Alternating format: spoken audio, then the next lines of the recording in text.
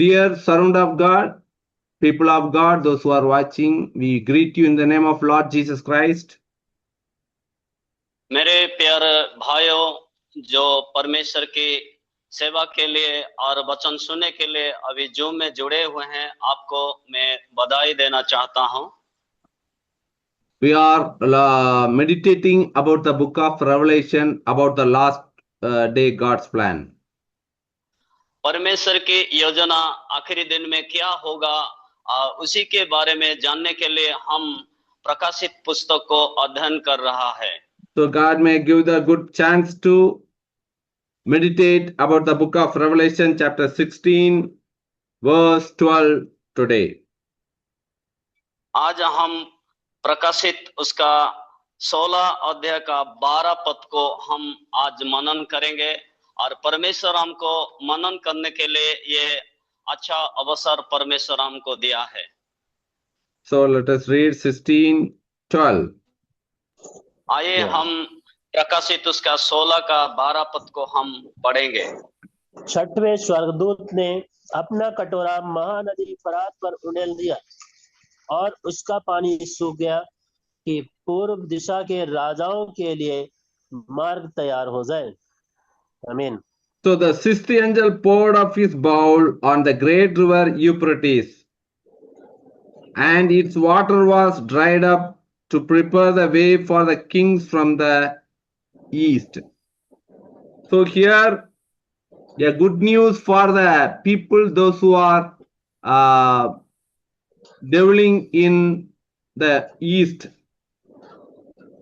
यहाँ पर हम देखते हैं और ये बात एक गुड न्यूज है, शुभ संवाद है। जो परमेश्वर के दास लोग पूर्व दिग में रहते हैं उनके लिए ये एक शुभ संवाद है। So on the Asian map we can see, if we see from the great river Euphrates, east will become directly our India. और जब हम वर्ल्ड मैप देखेंगे तो यूफ्रेटिस जो नदी है उसके पास डायरेक्टली जो पूर्व दिग में आ रहा है वो इंडिया को प्रकाश करता है। So already we meditate about the great tribulation period, the trumpet sound, 7 trumpet of the God, and the 7 gods wrath of bowl will pour upon the earth will be happen on the same period.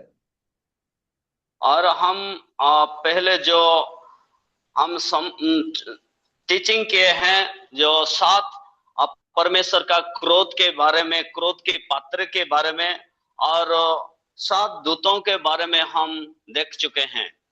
So we can see what will happen when the 6th trumpet sounded on the earth. Revelation chapter 9 verse 13 and 14. अब हम देखेंगे कि जो स्वर्गदूत जो 6th स्वर्गदूत एक तुरी फूका है और उसी समय क्या हुआ है ऑलरेडी हम प्रकाशित उसका 9 अध्याय 13 और 14 पद में हम देख चुके हैं। Let us read. स्वर्गदूत ने तुरी फूकी तो सोने की वेदी जो परमेश्वर के सामने है उसके सींगों में से मैंने ऐसा शब्द सुना मानो कोई 6वें स्वर्गदूत से जिसके पास तुरी थी कह रहा है, उन 4 स्वर्गदूतों को जो बड़ी नदी फुरात के पास बने हुए हैं खोल दे। The 6th angel sounded his trumpet, and I heard a voice coming from the 4 horns of the golden altar that is before God. It said to the 6th angel who had the trumpet, release the 4 angels who are bounded at the great river Euphrates, and the 4 angels who had been kept ready for this very hour, and day and month and year were released to kill the third of mankind. So here we can understand during the great tribulation period, the people who are receive the mark of the beast will kill by these four group of angels which was bind in the near river Euphrates. और यहाँ पर हम देखते हैं जो river Euphrates के समूह में जितने दूतों को बंधा हुआ है, और इसी समय वो उन लोग उनको बंदी करेंगे और उनको सताएंगे. So the river Euphrates is very important in the Bible. Bible में जो यूफ्रेटिस नदी है वो बहुत महत्वपूर्ण नदी है. One moment.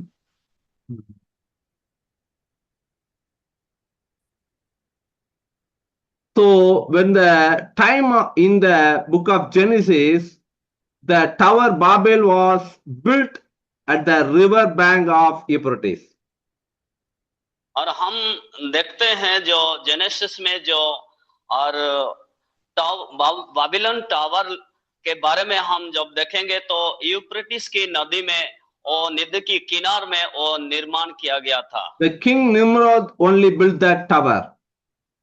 और बाबिलोन टावर को निम्रद राजा ने ही बनाया था. God was against his plan, so God diverted that one language, Hebrew, into thousands of language on that time. परमेश्वर उनका जो भाषा इब्रू था उसी भाषा को परमेश्वर अनेक भाषा में बदल दिया, और बाबिलोन जो गढ़ है, बाबिलोन टावर है, वो बना नहीं सका. After that, we can see when the period of end of the kings of Israelites. उसके बाद हम देखते हैं कि इस्राएलाइट्स का जो राज्य खत्म हुआ है. When the kingdom of Israel did sin against God, God handed over these people and the king into as a slavery to captivity to Babylon. और जब परमेश्वर के दास लोग इस्राएल लोग पाप किए हैं, और उसी समय परमेश्वर उन लोग को और बाबिलोन को फिर बाबिलोन को और समर्पित किया है. That time we know about the prophets Daniel, Jeremiah, Isaiah. Many prophets were lived on that place to be a saint due to even though they are struggled by the king Nebuchadnezzar. और उसी समय Daniel, Jeremiah, ये सब भाववादी ने उसी समय जी रहा था, और उन लोग को भी बाबिलोन और निर्वासित हुए हैं, बंदी अवस्था में चले गया, और राजा के द्वारा बहुत अत्याचार उन लोग पाए हैं. The devil was mislead the king Nebuchadnezzar to make a statue on that bank of Euphrates and ask all the empire people should only worship and bow down before that statue. और जो शैतान बाबिलोन राजा के जीवन में काम किए हैं, और उसके बाद वो यूफ्रेटिस नदी के किनारे में एक प्रतिमा को, एक मूर्ति को स्थापन करने के लिए बोला है, और मूर्ति स्थापन होने के बाद सब लोग जैसे और इस मूर्ति को प्रणाम करेंगे, ये राजा का आज्ञा था. That time also that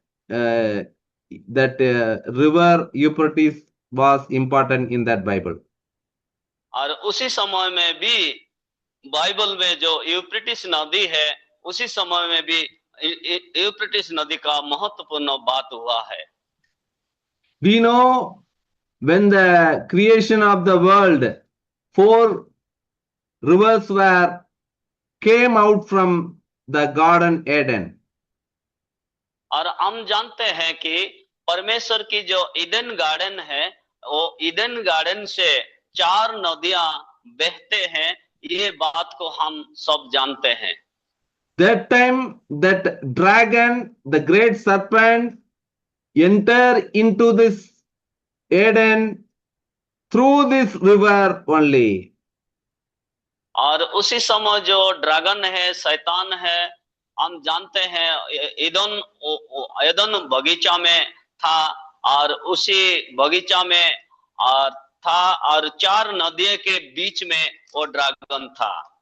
So especially he went through this river Euphrates to enter into the Eden and deceive the human being.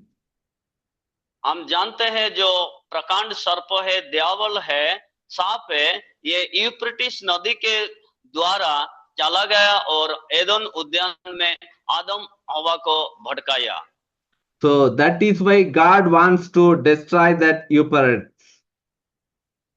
इसीलिए परमेश्वर यूफ्रेटिस नदी को विनाश करने के लिए और नष्ट करने के लिए जाते हैं। So end time, in the great tribulation period of Antichrist, that time also this Euphrates was made dry up. और आखिरी दिन में भी जो महाक्लेश की समय में भी बाइबल हमके बताते हैं कि यूफ्रेटिस नदी भी आखिरी दिन में सूख जाएगा और ड्राई लैंड में परिणत हो जाएगा। The Euphrates is written in the Bible around 21 times. और बाइबल में जो यूफ्रेटिस नदी के बारे में हम 21 बार हम पाए जाएंगे। 4 places it is written as great river. और बाइबल में जो 4 जगह में हम पाते हैं यूफ्रेटिस नदी के बारे में, तो और महानदी के बारे में हम यूफ्रेटिस को जानते हैं। The length of this river is around 180 miles. और उसका जो और यूफ्रेटिस नदी का जो लंबी है वो 180 माइल बताते हैं। Now we can see why this river must make dry. और हम अभी और अध्ययन करेंगे क्यों इस नदी को परमेश्वर सूखा देता है। Because the purpose is clearly written in this today's meditation verse says the kings from east should come for the war against the Antichrist. और हम आज की जो मनन कर रहा है और प्रकाशित 16 के 12 पद में, और इस पद में हम देखते हैं पूर्व दिग में राजाओं का आने वाला है और प्रस्तुत होने वाला है, इस यूफ्रेटिस के नदी द्वारा आने वाला है। So the kings of the east must conquer the Babylon. और पूर्व देश में जो राजा आएंगे वो बाबिलोन को विजय देंगे। We know in the history of Babylon emperor how it was captured by Persian emperor. That time also that king Gores of Persia captured this Babylon and the king Nebuchadnezzar and his fellow servants to dry up this river. और हम जानते हैं कि और बाबिलोन को जो मेडो Persia राजा ने आक्रमण किया है, उसके बाद इस नदी और बंदित अवस्था में उन लोग को ले गया है और उसके बाद इस नदी को सूखने के लिए आज्ञा दिए है। So that time that Babylon was fallen. और उसी समय बाबिलोन और पतित हुआ है और सूख गया है। This is the history of fallen of Babylon empire. और इसी विषय को बाबिलोन का पतन का कारण कहते हैं। We can see few prophecies which is written against the Babylon empire. और हम जब देखेंगे बाइबल में हर एक स्थान में बाबिलोन के विरोध में जो भविष्यवाणियां है, उसी भविष्यवाणी को हम पाए जाते हैं। Jeremiah chapter 51 verse 28 and 29. और जेरेमिया उसका 51 अध्याय का 28 और 29 पद में हम पाएंगे। Yes, let us read. कोई भी पढ़ दीजिए। जेरेमिया उसका 51 अध्याय 51 28। 28 and 29. उसके विरुद्ध जातियों को तैयार करो, मादी राजाओं को, उनके अधिपतियों, सब हाकिमों सहित, और उस राज्य के सारे अधिपतियों सहित, और उस राज्य के सारे देश को तैयार करो। यहोवा ने विचारा है कि वह बेबीलोन के देश को ऐसा उजाड़ करे कि उसमें कोई भी ना रहे, इसलिए पृथ्वी कांपती है और दुखित होती है। आमीन। So prepare the nation for battle against her from against Babylon. The king of the Medes, their governors and all their officials, and all the countries they rule. The land terrible and wrath from the Lord's purpose against Babylon stand to lay waste the land of Babylon, so that no one will live there. Likewise, it is written against the Babylon empire by prophet Jeremiah. Jeremiah के द्वारा जो बातें हम अब पढ़ चुके हैं, ये बाबिलोन की विरोध में लिखा हुआ है। So, here verse 6 also say in the same chapter, flee from Babylon, run from your lives, do not be destroyed because of her sin. और हम जो जेरेमिया और 51 अध्याय का 6 पद में भी हम देखते हैं कि बाबिलोन से आप पलायन करो और अपने जीवन को रक्षा करने के लिए बाबिलोन से निकल जाओ। So, why the Lord wants to destroy Babylon the empire? क्यों परमेश्वर बाबिलोन को ध्वंस करने के लिए चाहता है? Because the emperor and the empire did sin against God. He and his people worship the idols. क्योंकि बाबिलोन जो देश है, राजा और प्रजा, ये परमेश्वर की विरुद्ध में होकर मूर्ति पूजा करने लगा, इसलिए बाबिलोन को वो ध्वंस करने के लिए चाहता है। We know about the history of Shadrach, Meshach, Nego. They denied to worship the statue. At that time, immediately they put into the fire. हम जानते हैं कि सद्रक, मैशक, अबेदन के बारे में, और जो प्रतिमा को पूजा नहीं किए हैं, उन लोग को आग में डाल गया है, उसी बारे में भी हम जानते हैं। और उन लोग को और जल्दी से जल्दी और उन लोग को आग में डाल दिए हैं। So the same incident will recur in the Great Tribulation period by the Antichrist. और इसी समान और आखिरी दिन में जो महाक्लेश की घोड़ी आ जाएगा, उसी समय भी ऐसा होगा। He instructed all the people all over the world to worship the idol which was situated on the Great Babylon on that time. और उसी समय बाबिलोन के पास जो और स्टैच्यू था और प्रतिमा था, उसी प्रतिमा को पूजा करने के लिए राजा ने हर एक लोग को आदेश करेंगे। So that same incident will recur again. और फिर भी आखिरी दिन में वही दशा और दुनिया में आ जाएंगे। So we can see that because in the days of Shadrach, Meshach and Abednego, same will recur in the last days. और हम जानते हैं सद्रक, मैशक, अबेदन के समय में जैसे उन लोग को आग में डाल दिया है, और महाक्लेश की समय में भी इससे ज्यादा हो जाएगा। So here prophet Isaiah also prophesied against the Babylon Empire.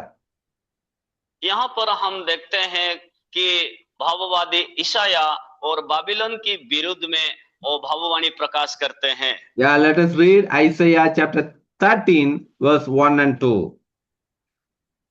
आइए हम इसी समय ईशाया नबी की पुस्तक और 13 अध्याय का हम देखेंगे।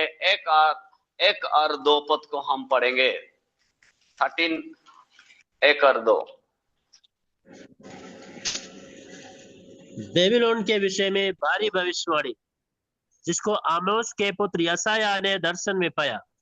मुड़े पहाड़ पर एक झंडा खड़ा करो, हाथ से संकेत करो और उनसे ऊंचे से स्वर से पुकारो कि वे सरदारों के फाटकों में प्रवेश करें।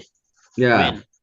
A prophecy against Babylon that is Isaiah, son of Amos, saw. Raise a banner on a bare hilltop, shout to them, beacon to them, to enter the gates of the nobles. Likewise, it is written here, because God instructed the saints to destroy the Babylon. यहाँ पर और परमेश्वर और अपने भविष्यत वक्ताओं को बताते हैं कि बाबिलोन को ध्वंस करने के लिए और वो शिक्षा देते हैं। Here, Isaiah chapter 44, verse 27 and 28 also we may read. आइए हम ईसाया नबी की पुस्तक उसका 44 अध्याय 44 उसका 27 और 28 पद को हम फिर भी पढ़ेंगे। जो गहरे जल से कहता है तू सूख जा, मैं तेरी नदियों को सुखाऊंगा। जो खुसरू के विषय में कहता है वह मेरा ठहराया हुआ चरवाहा है और मेरी इच्छा पूरी करेगा। यरूशलेम के विषय में कहता है वह बसाई जाएगी और मंदिर के विषय में तेरी नींव डाली जाएगी। आमीन। So here the verse says, who said to the watery deep, be dry and I will dry up your streams. Who says of Cyrus, he is my shepherd and I will accompany all that I please. He will say of Jerusalem, let it be rebuilt, and the temple, let its foundation be laid. So this incident reminds us about the rebuild of Jerusalem and the temple after the captivity of Israelites. और इस पद में हम और देखते हैं, इस पद हम सिखाते हैं जेरूशलेम को पुनः स्थापन करने के बारे में इस पद में हम पाते हैं। So kings from the east means we can understand because in the book of Esther says that Persian Empire boundary is from India to Ethiopia. और हम जो पूर्व देश में जो राजाओं के बारे में हम देखते हैं वो क्या कहते हैं, एस्टर पुस्तक में लिखा हुआ है वो और भारत और इथियोपिया को दर्शाता है। So we can understand about the eastern nations of the world is China and Indonesia, Thailand, Cambodia and India. और हम बाइबल में जो वर्ल्ड मैप में हम देखते हैं जो पूर्व दिग को दर्शाता है वो थाईलैंड दर्शाता है, इंडोनेशिया दर्शाता है, चीना दर्शाता है और इंडिया प्रकाश करते हैं। So we can understand that eastern nations will stand against Antichrist in that great tribulation period and that time. और आखिरी घड़ी में जो महाक्लेश की समय में जो झूठा भविष्यत वक्ता है उनके विरुद्ध में कौन खड़ा हो जाएंगे, और बाइबल हमको बताता है पूर्व दिग में जो राजा है उन लोग और झूठा मसीह के बारे में और खड़ा हो जाएंगे। I believe that it is especially from India. मैं विश्वास करता हूं कि और इस पूर्व दिग राजा इसके बाद में इंडिया को प्रकाश करता है। Because it should be a purpose to war against Antichrist. क्योंकि वो एंटीक्राइस्ट के विरुद्ध में युद्ध करने के लिए इंडिया को ज्यादा समय देना पड़ता है। We can see about China, Japan, Korea, Indonesia and Malaysia are most probably they are believing on Buddhism or Islam. और हम देखते हैं जो मलेशिया, चीन, इंडोनेशिया वो बुद्धिस्ट है, बौद्ध धर्म में दीक्षित हुआ है और इंडिया ही यीशु मसीह को परमेश्वर को जानता है। In Eastern nation, India is the leading one in Christianity to follow all the doctrines very clearly. और जो पूर्व देश में जो राज्य है उसके बारे में हम देखते हैं, इंडिया ही एक देश है जो क्रिश्चियनिटी है, परमेश्वर के पीछे जाता है, परमेश्वर को उपासना करता है। Because everything is planned before the creation of the world. क्योंकि ना परमेश्वर जब इस दुनिया को बनाया है, परमेश्वर सारे योजना तैयार किया है। That is why God sent his doubtable apostle Paul,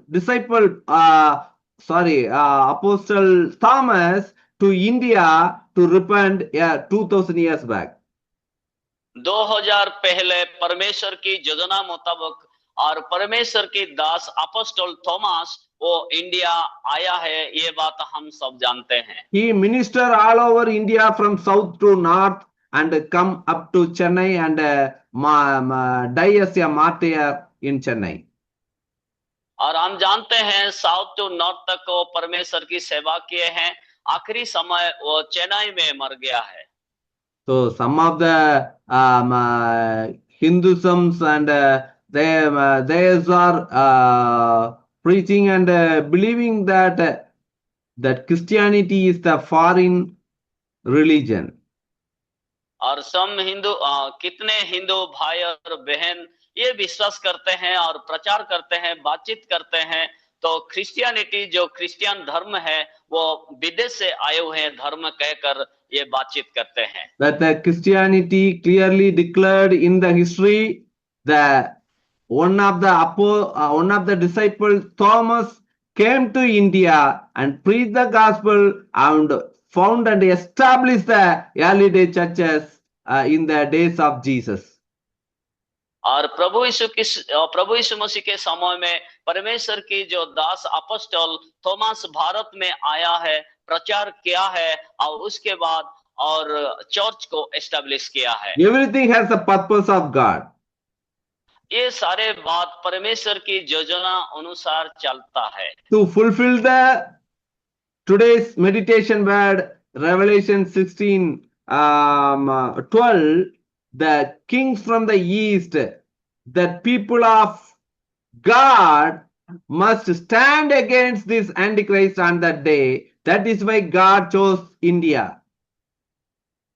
और हम जानते हैं आज जो बात हम मनन कर रहा है और प्रकाशित उसका 16 का 12 पद में जो पूर्व देश का जो राजा के बारे में लिखा हुआ है, ये परमेश्वर की योजना है आखिरी दिन में और जो एंटी क्राइस्ट के विरुद्ध में और खड़ा होंगे, विशेषकर इंडिया की ये बात को हम इंडिया पूर्व देश में है इसलिए हम इंडिया को हम इस बात में प्रकाश करते हैं। So God has chosen us before the creation of the world to prepare for this war against Antichrist in the Great Tribulation period. India को परमेश्वर और इंडिया को तैयारी करना, सृष्टि करने के से पहले योजना किए है कि वो आखिरी दिन में और एंटी क्राइस्ट के विरुद्ध में इंडिया खड़ा हो जाएंगे। So what a great privilege God has given to us as a Indian. हम इंडिया होने के नाते परमेश्वर हमको आखिरी दिन में एंटी क्राइस्ट के सम्मुख में और विरोध करने के लिए, खड़ा होने के लिए हमको प्लान किया है। हम कितना महत्वपूर्ण लोग हैं।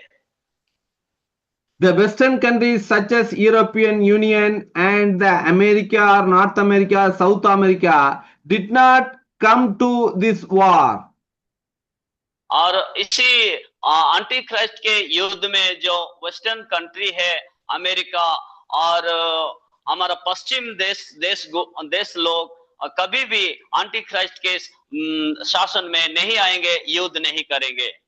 They may tell themselves as a Christian countries, but God did not choose that people, my dear servant of God. हो सकता है जो अमेरिका है, वेस्टर्न यूरोपियन देश है, ये सब क्रिश्चियन कंट्री है, लेकिन परमेश्वर उन लोगों को नहीं चुना है, परमेश्वर इंडिया को चुना है। Because they will accept the Antichrist is the Messiah and their God. और उसी समय जो वेस्टर्न कंट्री है और उसी समय एंटी क्राइस्ट को और मसीह करके उन लोग ग्रहण करेंगे। So that is the thing that in upcoming chapter 17 describe clearly who is Antichrist and who he will come from where and who will support that Antichrist. Everything we will see elaborately. और आने वाला जो class होगा उसी class में हम चिंता करेंगे एंटी क्राइस्ट कौन है, कहां से आएंगे और कौन लोग उनको सपोर्ट करेंगे, ये इसी बारे में हम अगले क्लास में और चिंता करेंगे। So my dear people of God, servant of God, those who are watching this video, और हमारे प्यारे भाई और बहन और जो जितने लोग भी आज इस वीडियो को देखते हैं, you are blessed people. आप लोग आशीर्वाद पाए जाएंगे और पाने वाला और परमेश्वर का लोग है। God has a plan about you to enter into this great tribulation period and fight with this Antichrist and his army.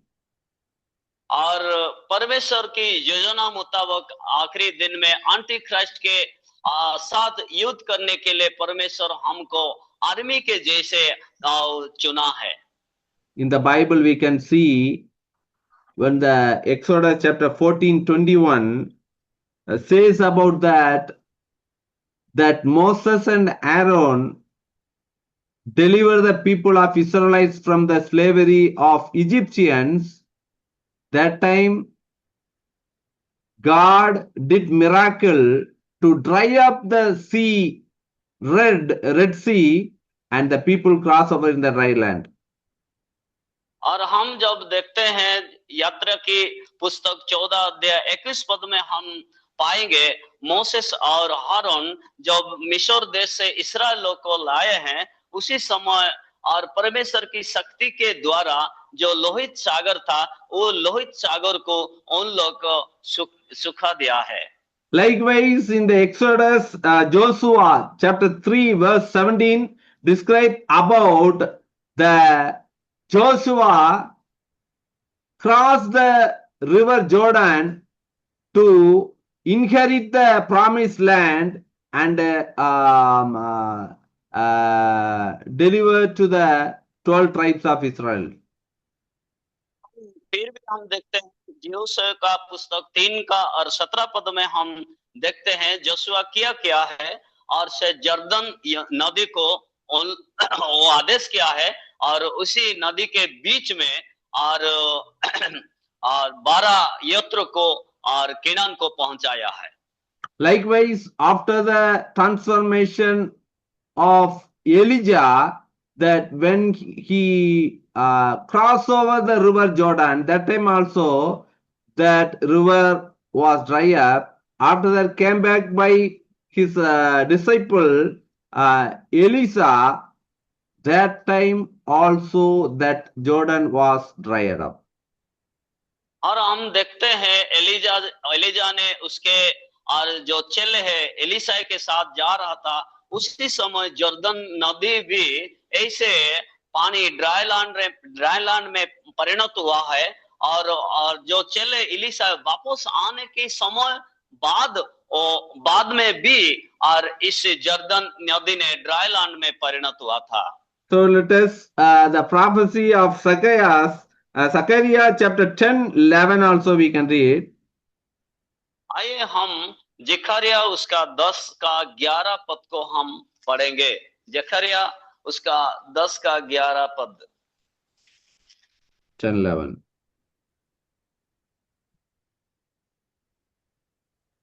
जकरिया 10 का 11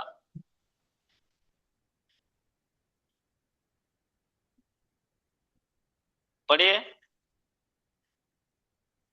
10 का 11 10 का 11 वह उस कष्टदायी समुद्र में से होकर उसकी लहरें दबाता हुआ जाएगा और नील नदी का सब गहरा जल सूख जाएगा, अश्शूर का घमंड तोड़ा जाएगा और मिस्र का राजदंड जाता रहेगा। आमीन। So why God here let me read.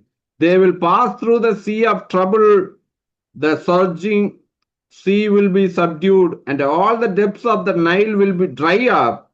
Assyria's pride will be brought down, and Egypt's scepter will pass away. So this will happen. Again, it will happen that the Nile river will dry up, and the great river Euphrates will dry up. Why?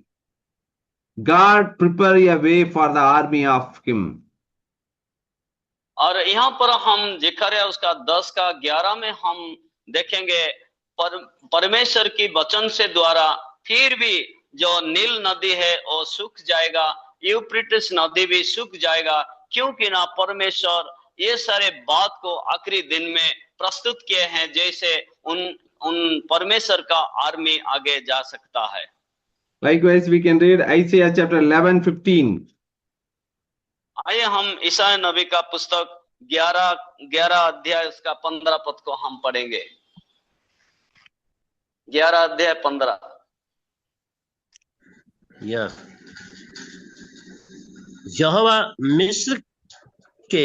यहोवा मिस्र की समुद्र की खाड़ी को सुखा डालेगा और महानद पर अपना हाथ बढ़ाकर प्रचंड लू से ऐसा सुखाएगा कि वह 7 धार हो जाएगा और लोग जूता पहने हुए भी पार हो जाएंगे। आमीन। The Lord will dry up the gulf of Egyptian sea, that means Red Sea. Then with the scorching wind, he will swap his hand over the Euphrates river. He will break it up into 7 streams so that anyone can cross over the sandals. So it is clearly prophesied by Isaiah. It will happen in the end days. और यहाँ पर हम ईसाया नबी का 11 अध्याय का और 15 पद में हम क्लियर जान चुके हैं कि यह भविष्यवाणी करता है, प्रोफेसी करता है, आखिरी दिन में ऐसा होगा। So now we will come to who are these kings from the east according to the word of God. और परमेश्वर के वचन के अनुसार ये पूर्व देश में जो राजा है उन लोग कौन है, ये इसी बात को हम देखेंगे। Let us read Isaiah chapter 46:11. आइए हम ईसाया नबी का पुस्तक और 46 अध्याय उसका can you please read from 10 and 11? 10 और 11 पद को हम पढ़ेंगे। 46 चैप्टर 10 and 11। मैं तो अंत की बात आदि से और प्राचीन काल से उस बात को बताता आया हूँ जो अब तक नहीं हुई।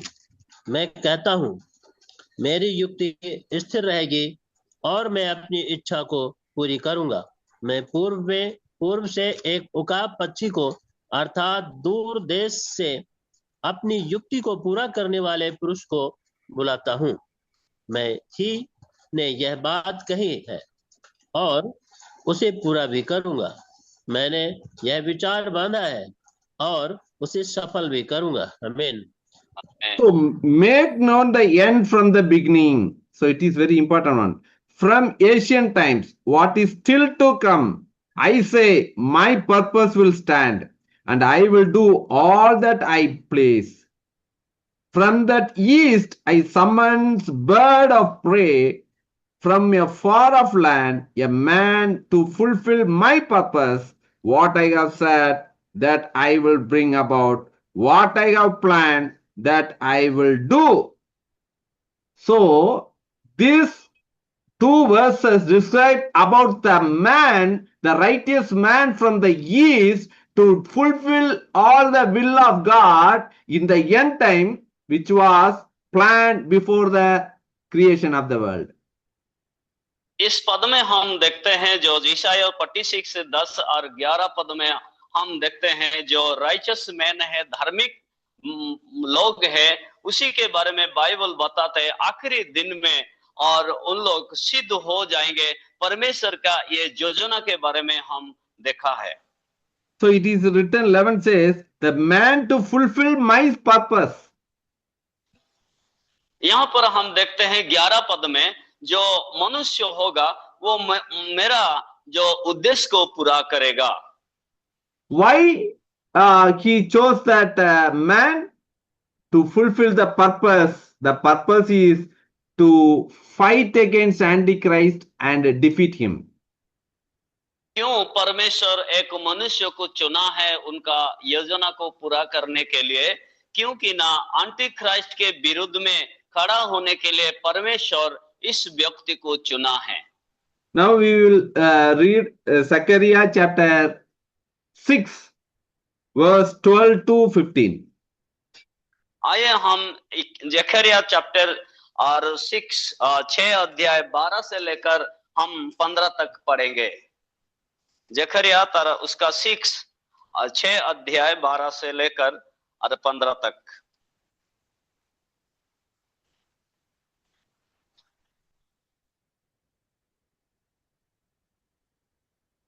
One question, sir. Yes, sir. और उससे यह कह, सेनाओं का यहोवा यूं कहता है, उस पुरुष को देख जिसका नाम साख है, वह अपने ही स्थान में उगकर यहोवा के मंदिर को बनाएगा. वही यहोवा के मंदिर को बनाएगा और महिमा पाएगा और अपने सिंहासन पर विराजमान होकर प्रभुत्व करेगा. उसके सिंहासन के पास एक याजक भी रहेगा और दोनों के बीच मेल की सम्मति होगी. और वह मुकुट हेलेम, तोबिया, यदाया और सपन्या के पुत्र ने को मिले और वह यहोवा के मंदिर में स्मरण के लिए बने रहे. सर 15 में. Yes. Yes.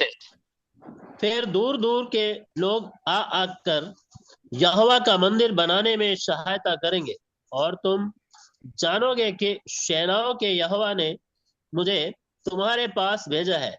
यदि तुम मन लगाकर अपने परमेश्वर यहोवा की आज्ञाओं का पालन करो तो यह बात पूरी होगी. आमीन.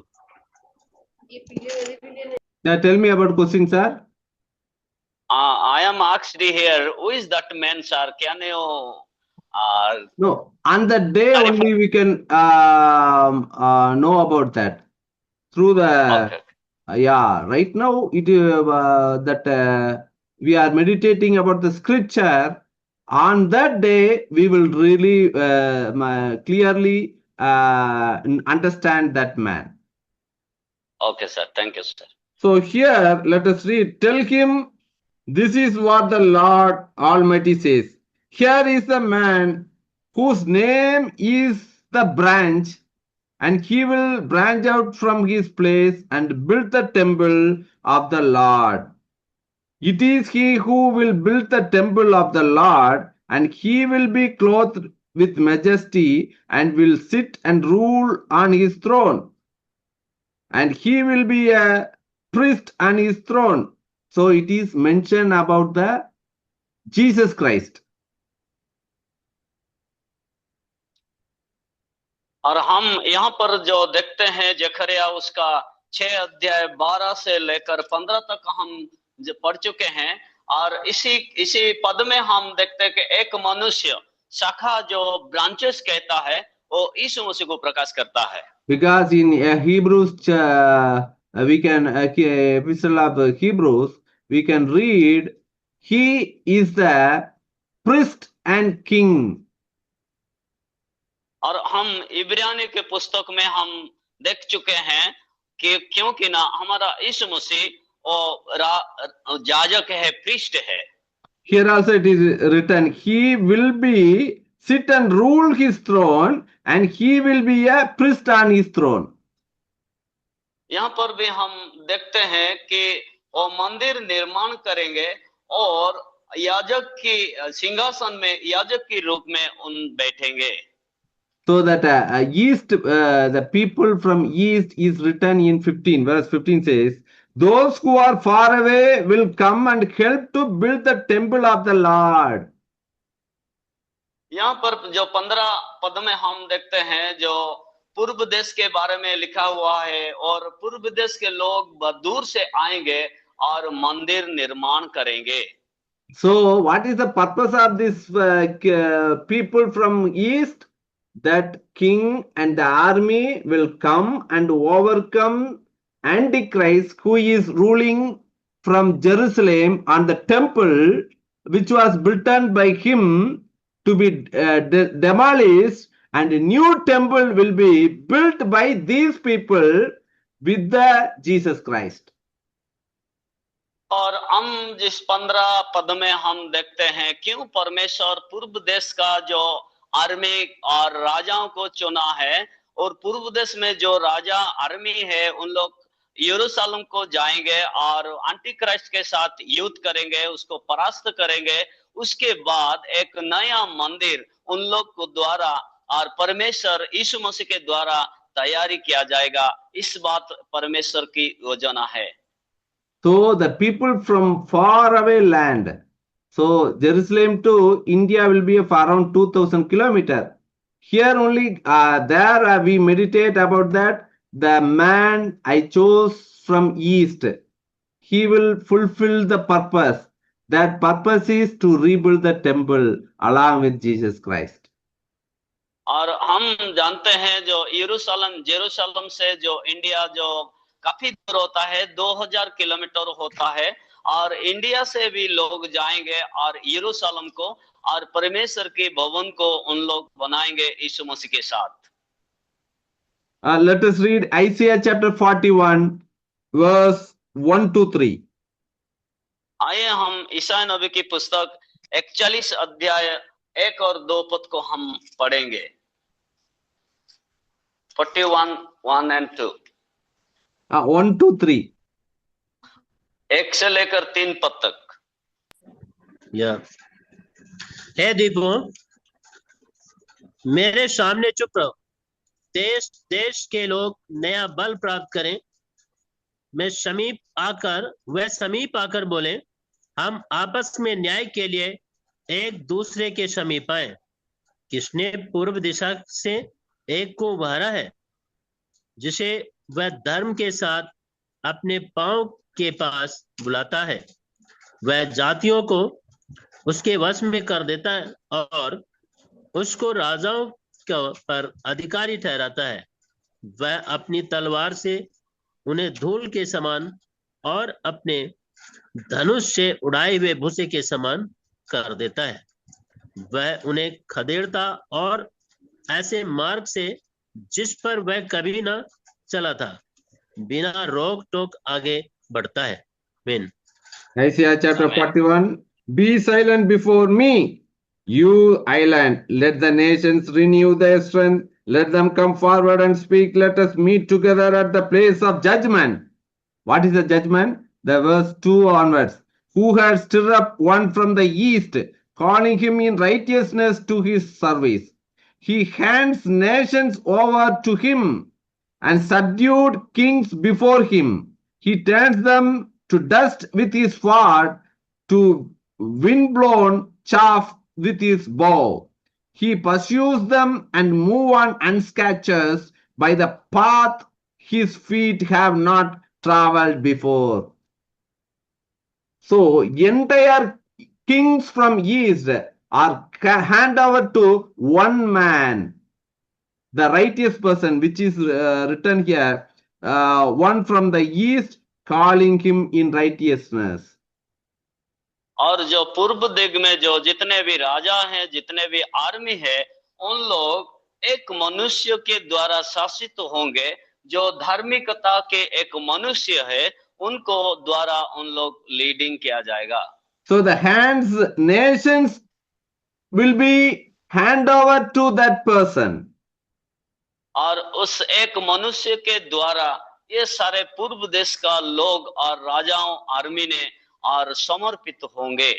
So we can see about the Moses, likewise Elijah, how he did against the evil persons, that King Pharaoh and the Queen Jezebel and King Ahab, like that, this man will rise up from the east as a righteous person and destroy that Antichrist and his people and try to rebuild the temple along with Jesus Christ in the end of the rule of Antichrist.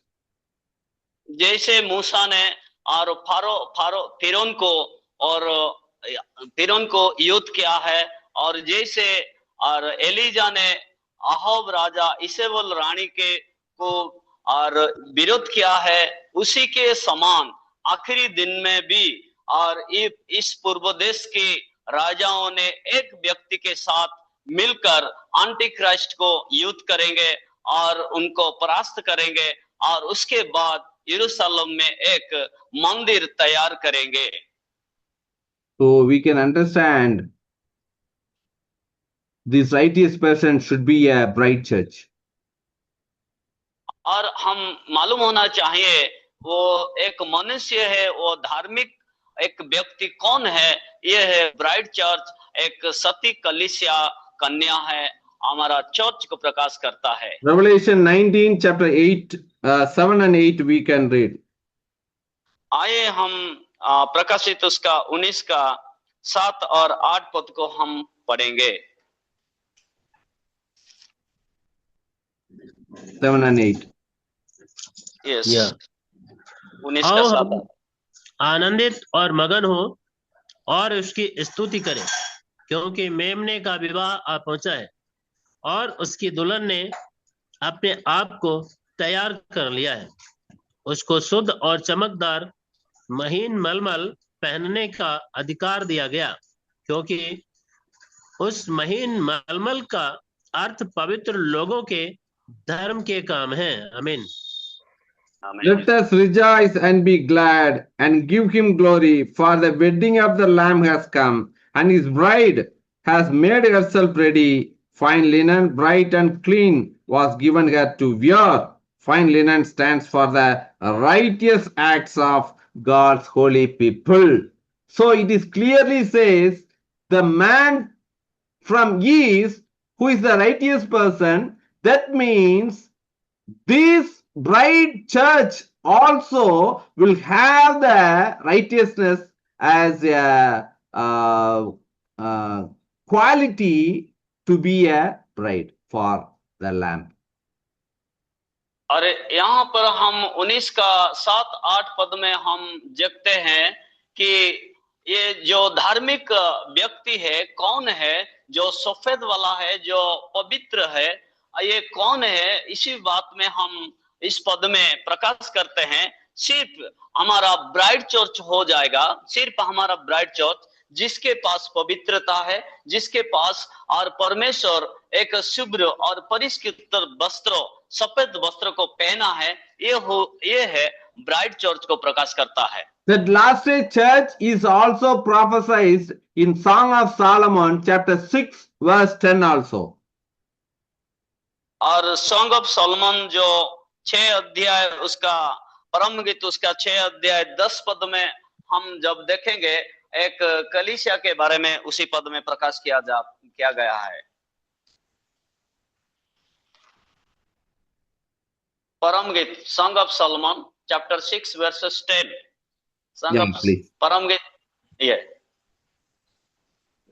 यह कौन है जिसकी शोभा भोर के तुल्य है, जो सुंदरता में चंद्रमा और निर्मलता में सूर्य और पताका फहराती हुई सेना के तुल्य भयंकर दिखाई पड़ती है.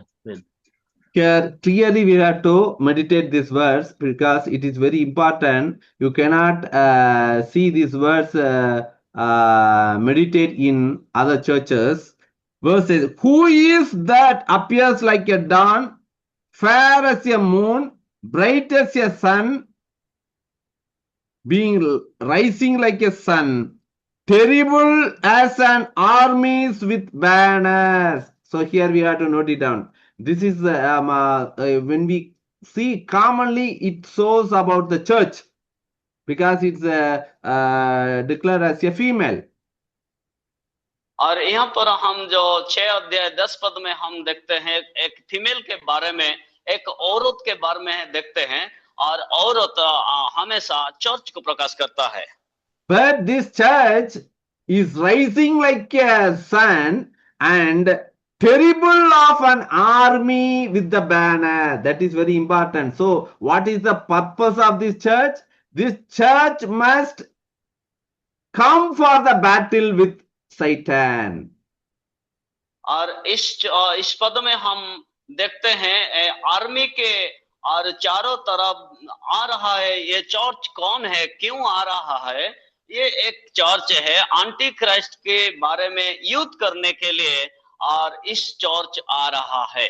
So the kings of East, because we are the kings and the priesthood on that millennial reign. और जो मिलेनियन रेन होता है, शांति राज्य होता है, उसी समय हम लोग और एंटी क्राइस्ट के साथ युद्ध करने के लिए परमेश्वर हमको बनाया है। If we minister in this world as a servant of God, we will be a kings and rulers and the priesthood in the millennial reign. और जब हम परमेश्वर के दास लोग हैं, इसी समय परमेश्वर की सेवा करते हैं, हमारा ये उम्मीद होना चाहिए कि परमेश्वर की जो शांति राज्य है, उसी समय भी हम परमेश्वर के साथ राज करेंगे। So this church here, it is described as a bride. It seems like a brighter sun and moon, and he carry the banner with a terrible army. That means this church, she wants to go and fight with the enemy of God, that Antichrist. और यहाँ पर हम देखते हैं जो सूर्य के तुल्य आ रहा है, चंद्रमा तुल्य जो सुंदर दिखाई देता है, और आर्मी के साथ जो एक औरत आ रहा है, इस औरत चर्च को प्रकाश करता है आखिरी दिन में, और ध्वजा के साथ एक टेरिबल शोल्डर के साथ एंटी क्राइस्ट को वो परास्त करेंगे। The same church is described in Revelation chapter 12 verse 1. और उसी समान चर्च और प्रकाशित उसका 12 अध्याय और 1 पद में हम पाए जाते हैं। Let us read 12:1. आइए हम पढ़े 12 उसका 1 प्रकाशित।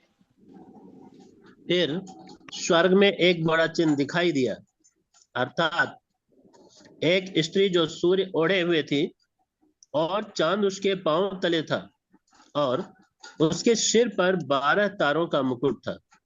आमीन।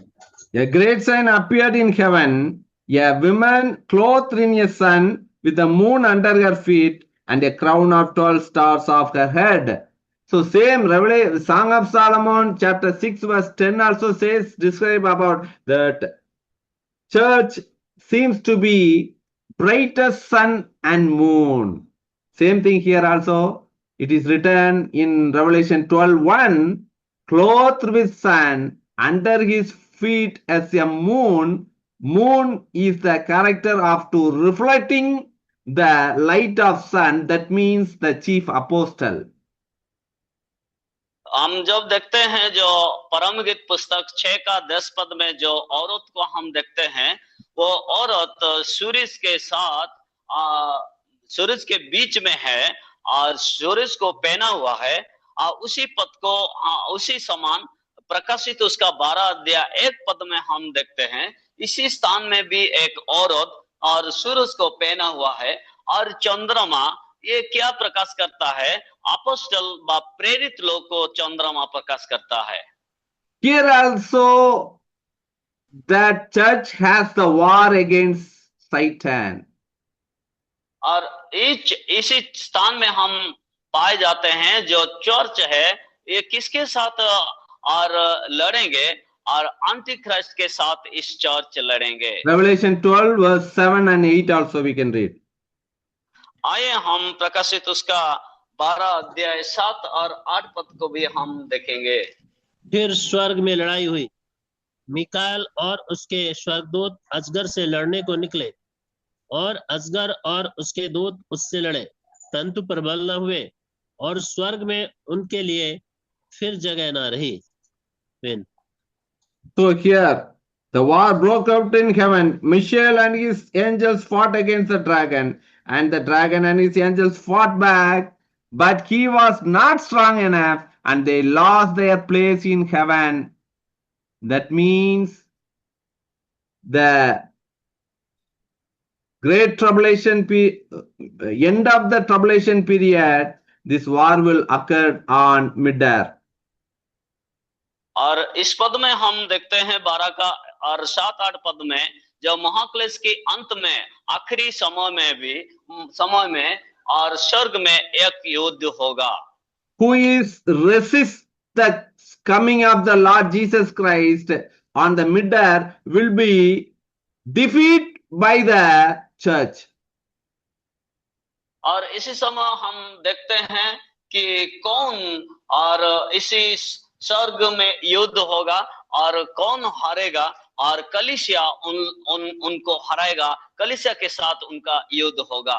So this will happen at the end of the first 3.5 years.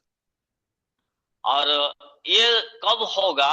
और महाक्लेश के प्रथम जो और 3 साल 6 महीना के बीच में इस युद्ध होगा। After that, what happened? 9 onwards we can read the same chapter. आइए हम प्रकाशित उसका 12 अध्याय, which word?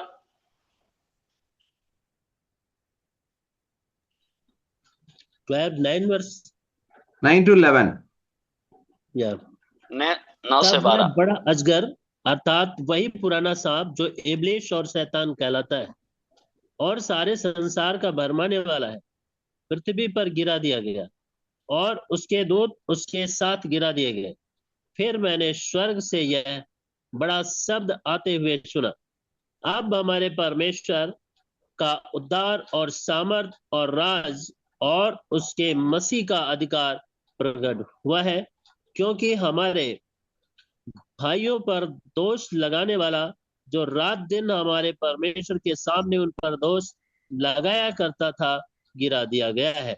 वह मेमने के लहू के कारण और अपनी गवाही के वचन के कारण उस पर जयवंत हुए और उन्होंने अपने प्राणों को प्रिय न जाना, यहाँ तक कि मृत्यु भी सह ली। आमीन।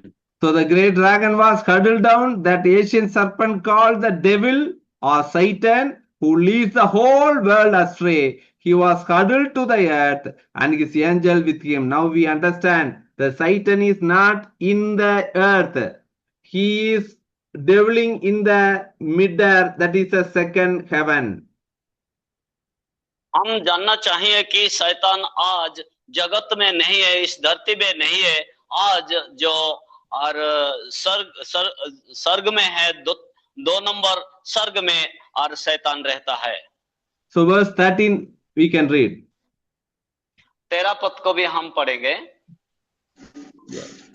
जब अजगर ने देखा कि मैं पृथ्वी पर गिरा दिया गया हूं, तो उस स्त्री को जो बेटा जनी थी सताया। Yes. Yeah, when the dragon saw that he had been hurled to the earth, he pursued the woman who had given birth to the male child. So that time the great tribulation period will start. That time the dragon was 17 also we can read. 17. 17 पद को हम पढ़ेंगे। या तब अजगर स्त्री पर क्रोधित हुआ और उसकी शेष संतान से जो परमेश्वर की आज्ञाओं को मानते और यीशु की गवाही देने पर स्थिर है, लड़ने को गया। Then the dragon के बालू पर जा खड़ा हुआ। आमीन। Then the dragon was enraged at the woman and went off to wage war against the rest of her offspring. That means here we can read from 14 onwards that women, the church, bride church, half of the people, those who are perfect in their holiness, they will fly over and stay in wilderness. Rest of the people, यहाँ पर हम देखते हैं जो 12 के 14 से लेकर हम जब पढ़ेंगे तो उसी समय जो और 3.5 साल 3 साल के लिए और हम इस पद में देखते हैं जो लोग ने स्त्री लोग ने और मैदान को 2 पोखे के साथ और चला गया, इस बात को हम यहाँ पर देखते हैं। So the forsaken people in the church, they are the offspring of the church.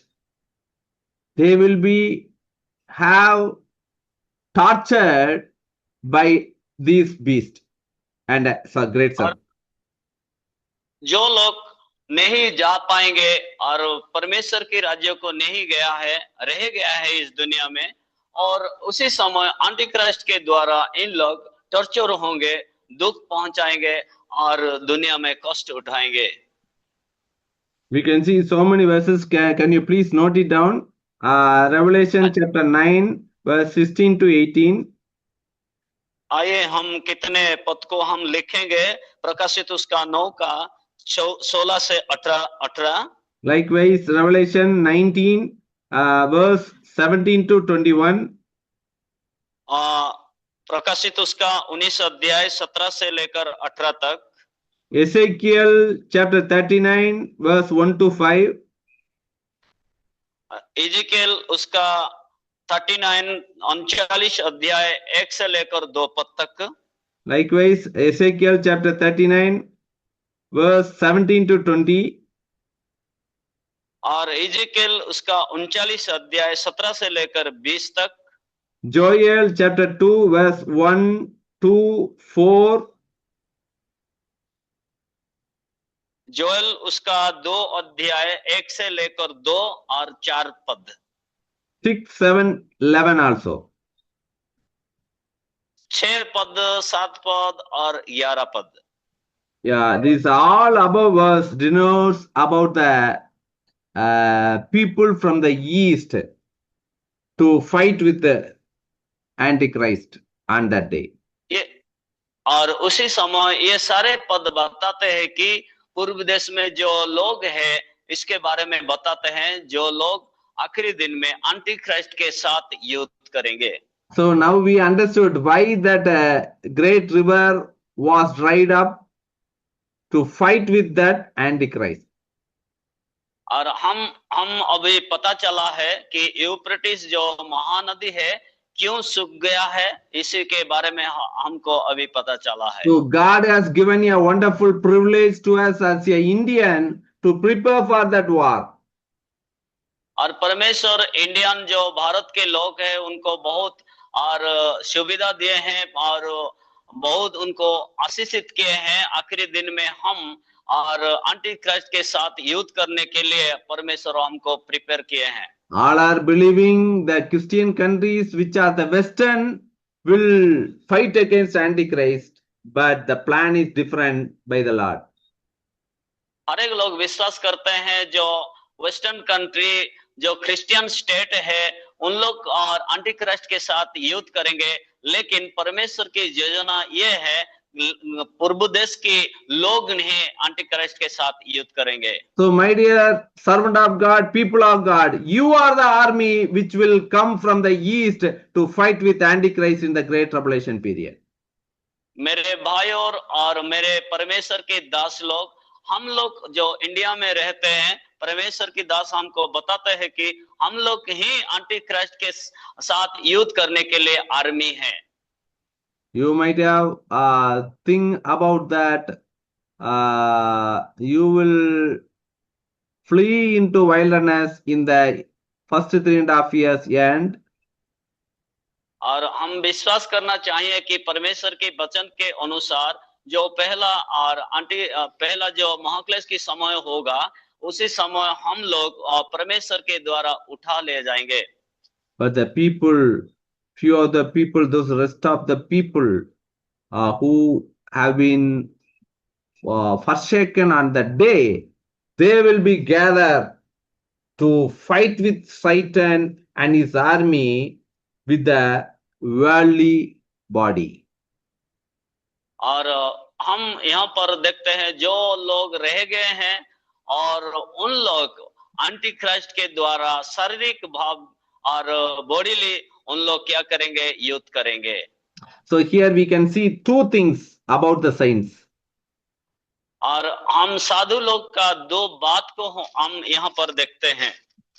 One group of people will get the transformation in their body and fight with Satan in the midair during the end of the first 3.5 years. और महाक्लेश के समय में हम देखते हैं कि और कितने लोग और परमेश्वर को जो जानते हैं उन लोग परिवर्तन हो जाएंगे, ट्रांसफॉर्मेशन हो जाएंगे, और जो महा आकाश को उन लोग जाएंगे और इविल के साथ, दुष्ट और शैतान के साथ युद्ध करेंगे। They will wait in the wilderness in the great tribulation period. और उन लोग और प्रांतर में अपेक्षा करेंगे महाक्लेश के समय में। But among the forsaken people, those who are in hair of this woman, they will fight in, they will participate in this war. और जो लोग रह गए हैं पृथ्वी में, उन लोग इस युद्ध में शामिल होंगे, उन लोग युद्ध में युद्ध करेंगे। They will cross the river Euphrates by their leg, walk and cross that river and cross over Jordan and capture the city Jerusalem. उन लोग और यूफ्रेटिस के नदी के बीच में चलेंगे, यर्दन नदी के बीच में चलकर उन लोग यरूशलेम को जाएंगे। So God only knows which one we will be participate. और परमेश्वर केवल हमारे विषय में जानते हैं हम, और क्यों ऐसे हैं, परमेश्वर केवल हमारे बात में जानते हैं। Everything is in the plan of God. ये सारे बात परमेश्वर की योजना मुताबिक होता है। The purpose of us also one of His will. और ये सारा जो योजना है, ये परमेश्वर की इच्छा के अनुसार चलता है। Some of us will have been chosen to fight with Satan in the midair. कितने लोग को परमेश्वर और सेकंड हेवन में शैतान के साथ युद्ध करने के लिए चुना है। Some of us have been chosen in the great tribulation period. By our flesh and leg, we will fight with Satan as an army and fight and overcome him. और कितने लोग को परमेश्वर इस पृथ्वी में भी शरीर के साथ युद्ध करने के लिए चुना है। So may God may fulfill all the will of God about us in that God's plan. और परमेश्वर की योजना के अनुसार हम इस दुनिया में हैं और परमेश्वर की योजना हमारे जीवन में प्रकाश होते हैं। So may God bless His words. Amen. परमेश्वर आप सबको इसी वचन के द्वारा आशीषित करे। Hallelujah. Thank you, sir. Hallelujah. Hallelujah. Hallelujah.